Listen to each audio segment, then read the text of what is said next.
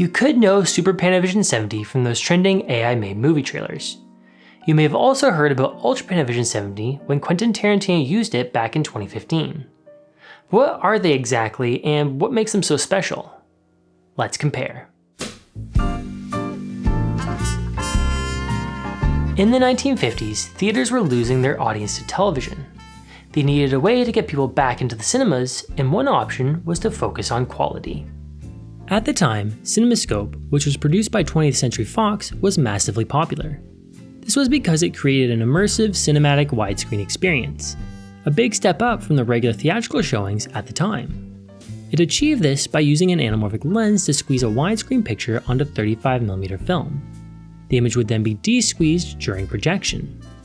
However, one problem with this format was that it was known for having distortions in the center of the frame. Another downside is that the quality was limited to what 4perf 35mm film could produce. Perf referring to the perforations on the sides, indicating the height. Because of this, MGM studios, who occasionally use CinemaScope, decided to put some attention on 65mm film. They began by partnering with Panavision, who at the time were producing anamorphic lenses for projection. The ask was to create a similar process to CinemaScope, but without the distortions. They also wanted a high-quality image that could be printed on standard 35mm film.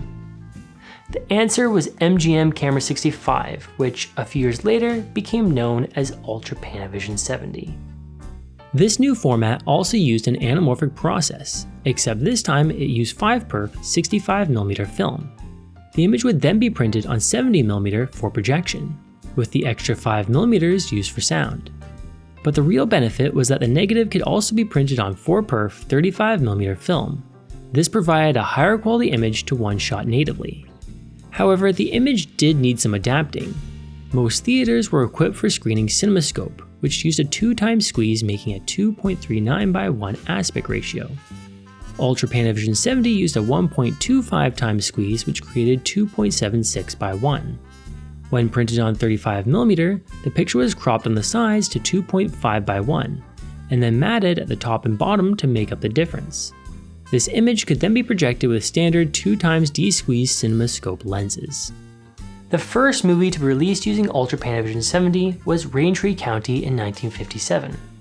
However, it was never released in 70mm. Instead, they used the 65mm negative to create a higher quality 35mm release print. The next film to use this process was Ben-Hur in 1959. This time the picture was released in both 70mm and 35mm to huge success. But at this point, Panavision was also working on another format.